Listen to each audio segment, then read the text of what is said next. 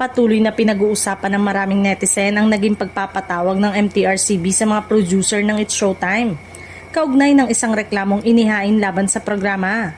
Kasunod nito, marami ang nagtatanong kung maapektuhan din ba ang ibang host na hindi naman kasama sa mismong segment na naging sentro ng kontrobersya. Kabilang sa mga pangalan na binabanggit ng mga netizen sina Kim Chu, Vong Navarro, Jong Hilario, Darren Espanto at Ann Curtis. Ayon sa mga ulat at sa mga kumakalat na video ng naturang episode, wala sila sa eksenang naging dahilan ng reklamo na kasalukuyang sinusuri ng MTRCB.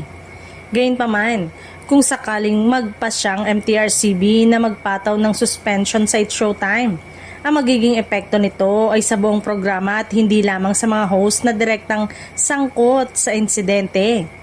Dahil dito, lahat ng host ay maaaring pansamantalang hindi mapanood habang hindi umeere ang noontime show. Hindi ito ang unang pagkakataon na naharap ang programa sa ganitong sitwasyon. Sa mga nagdaang kaso, kapag ang ipinataw na parusa ay suspension ng programa, ang buong production at lahat ng host ay naapektuhan dahil ang mismong palabas ang pansamantalang pinatitigil sa ere. Sa ngayon, wala pang inilalabas na final na desisyon ng MTRCB tungkol sa posibleng kaparusahan.